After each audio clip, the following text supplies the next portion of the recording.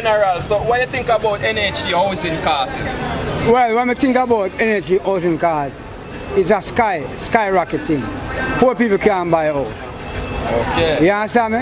Yeah. So when him come now and I'm going to use the cost of a house, it's a PR system the guy coming on to election. Him can't general me. We already know the con. You understand me? We see when a man is a con artist, he will never change. A con artist will always be a con artist. So you right? Yeah. So I believe in a market G right now. You know why I read this market G? Right. It's a rent and own house. It is if him come with something like that, them know say he might deal with towards poor people. To buy a house now, if you don't have 6.4 million, right, or 12.5 million, that is out of poor people reach. You understand me? So a liar will always be a liar. Andrew, we know you're a con artist, right? Don't try it. You better you go back home, go pray. So you think this house, this poor-man housing solution thing is working out? No. So would you advise a friend to get an NHG house? I wouldn't advise a person. I'd more advise him to go capture a piece of land. Build something for yourself. Okay. So we hardly hear the government, or we hardly hear food for the poor being endorsed anymore. You think they really want to supply the poor with house, or you think they want to force the poor in paying mortgage?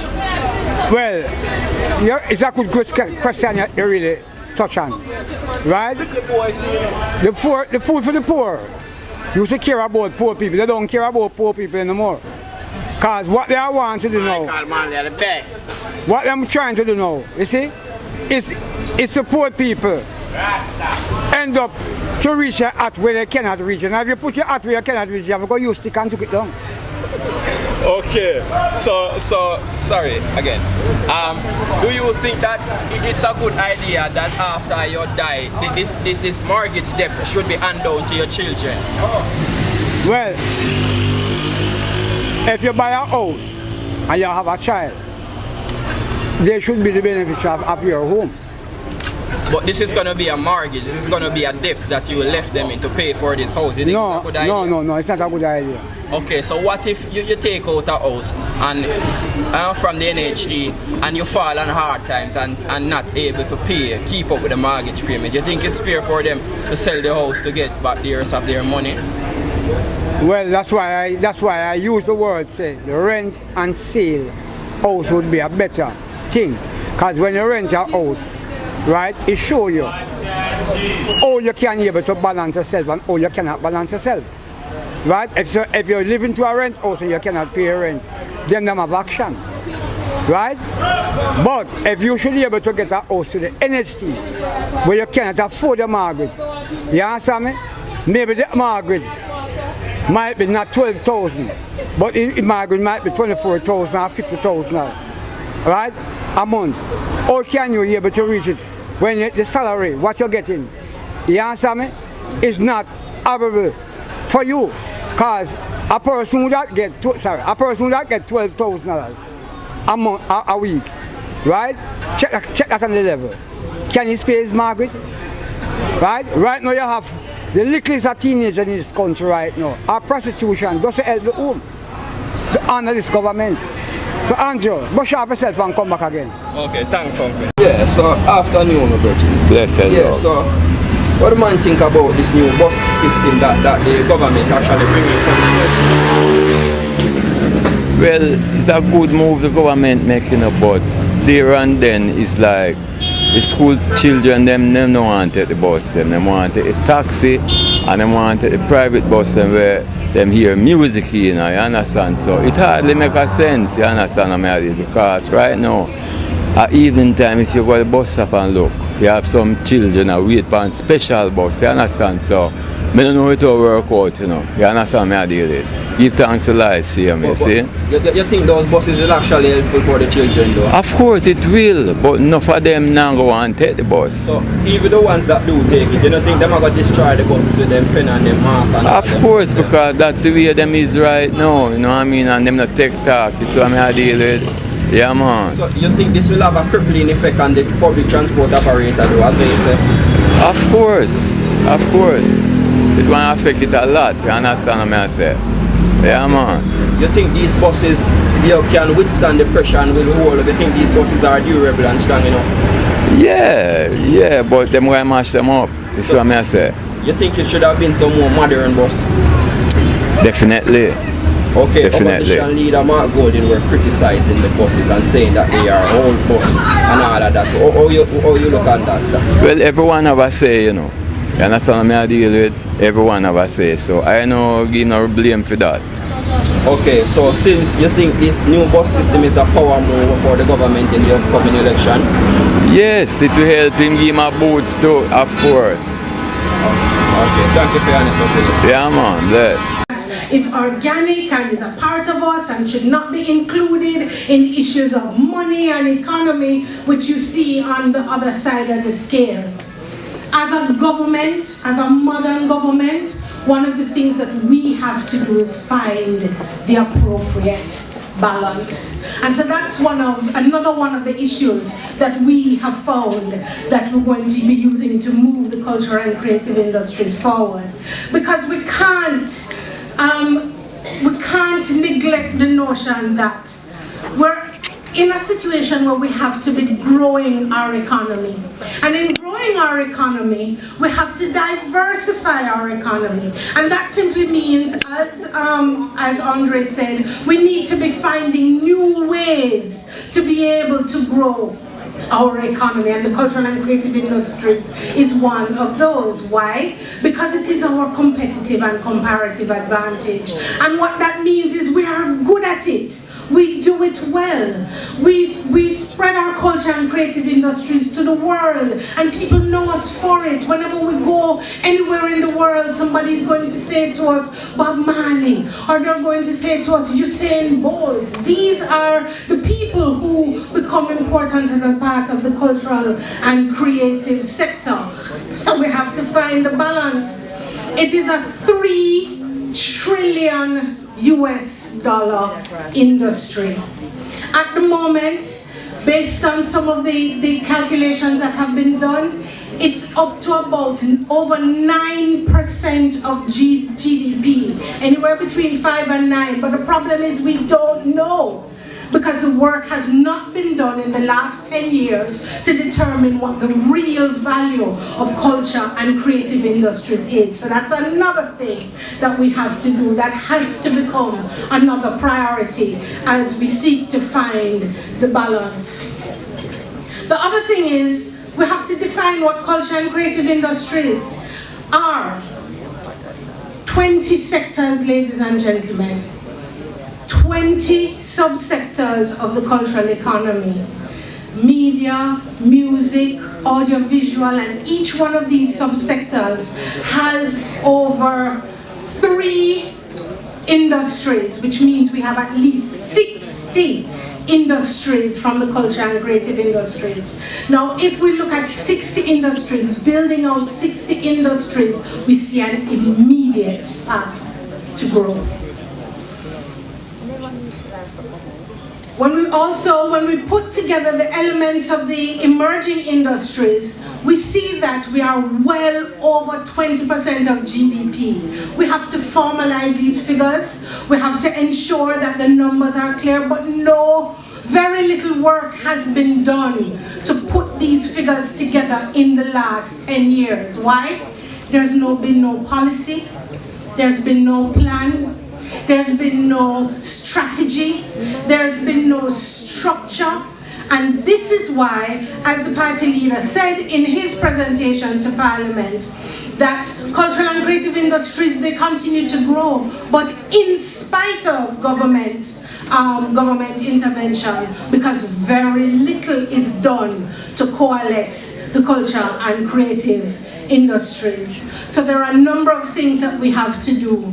These are some of the things that we need to do. We need to create a strong ethical base. We hear the songs on the radio. The other day, I was driving down the road and I stopped beside a bus. The bus is black, tint up. And I can't even begin to tell you some of the music that was coming out of the bus. And we know that there are laws that should prevent that. But there also has to be an element from a cultural perspective to see how we can make some of those changes and influence some of the change that is required in terms of an ethical base in our cultural and creative industries. We need a national framework. We need to eliminate what we see now as arbitrary projects. Projects that have no real end game. So you have a very important insurance scheme that we would have mooted as a part of our framework in 2015, but without a sustainability framework. Yeah, you see, there are career schemes with no throughput to where the children who go to the career fair and watch the career fair and have a great time. What do they do next? How do they now know how they are going to move forward in their careers? We need a facilitatory government role, which means we need the government to be able to facilitate and assist cultural and creative practitioners to move themselves forward, whether they have been round robins, or they are having a sound system, or they are a filmmaker, or they are a TikToker. That one has been getting a lot of attention lately. Whether they're making music or beats, or they're into art, or they're into some of the other technical areas, animation and so on. We need to be able to engage the private sector to have it understand how important culture and creative industries, and we need to be moving towards social integration. So, how are we going to do it? When we started our work, one of the things that we determined is that there are a lot of prescriptions, and have been for over a decade, as to how to grow the culture and creative industries. But as to what needs to happen, and we decided that we were going to take a look at how we were going to do it. And we decided that we're going to create a roadmap to culture, a roadmap to moving towards development of culture and creative industries. And we're starting with nurturing greatness. Every time we go around the country, we see all these people who have this phenomenal talent, and there's no throughput. There's no way for them to move their talent forward. It's not a clear path. So we want to be able to put in programs, and we have a series of them that's going to help individuals matriculate right through the system to be able to participate in culture and creative industries. And like I said, each one of these has a number of programs to achieve these particular goals. The second one is to ground cultural and creative industries in the communities. In the past decade, culture has been absolutely removed from the communities and has been centralized. So we want to see the JCDC back in the communities. We want to see the municipal councils having more street dances at the end for the special holidays. We want to see the float parades back in the communities. We want to see the community centers being used in ways that culture and creative industries and sport and social transformation programs and citizen security programs all come together to ensure that our communities come alive again. I recently moved to a rural community, and I am saddened. I'm really saddened by the ways in which our rural communities have lost their verve, have lost some of their energy, and it's really important and incumbent on us. As we move around the country too, I've been to a couple of constituencies where we recognize that each constituency has its own cultural flavor. And there is the means by which we can have creative or cultural districts. So when I went to Comrade Pat's constituency, we toured the entire area of where Bedwood and got the full story of Bedwood. But guess what? See the grass here on top of Bedward's grave? You can't get to the grave. And the same is true for most of the heritage sites around the country. It is heart-rending, heart-breaking to see some of it. Ethnic, Comrade Ethnic, we went to Comrade Ethnic, and it's a different flavor. Entrepreneurship right across the Henny Park. On one corner you have a museum, on another corner you have a bar, on another corner you have a place where it's really a dust bowl at the moment. But we sat and we spoke about it. Why we can't have a creative district in the Henny Park, where you leave the museum and go to the bar, and then there's a performance at the over where is now a dust bowl. Why can't we be using these spaces in order to create wealth and to create value for people within communities? So that's the second one, and that's the one I'm really most passionate about in terms of materializing. The third one is going for growth, putting in the structures. This is a technical one. There's a lot of work that needs to be done, and I'm not going to try to explain it here. But it's a very technical process of trying to onboard cultural and creative industries as a part of the economy. It's something that I've spoken a great deal with the party leader, who understands this process, because this is what he does. He's a solutions man, and this is one of the areas it's going to take a lot of research. It's going to take a lot of legislation, and this is where the $1 billion fund comes in, where we're going to be growing businesses, cultural and creative businesses, from little small businesses of all cultural and creative stripes. Yes, from every sector. And we're going to be ensuring that they're getting technical assistance. We're going to be ensuring that they're getting loans and grants, and that they're going to be able to move forward, move their businesses forward.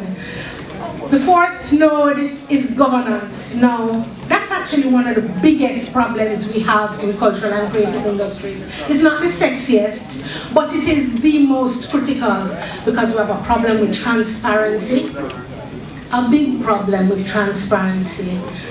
We don't know a lot about what's happening within the administrative bodies, institutions that run culture and creative industries, and a lot of times those questions are asked and there is a blank wall. So for example, I've asked about Vale Royal and its contents, and at this point I'm yet to hear what the situation is with that, and there are many other questions about transparency, inclusion. People who complain about being blacklisted can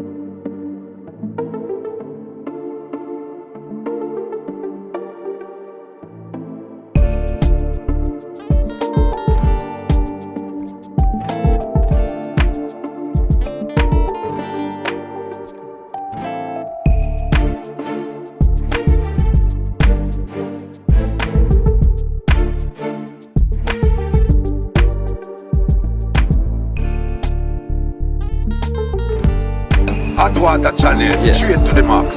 Bring the thing to the people then. Original generous speed. Same way. Man, big up Hot Water channel. No, I spend.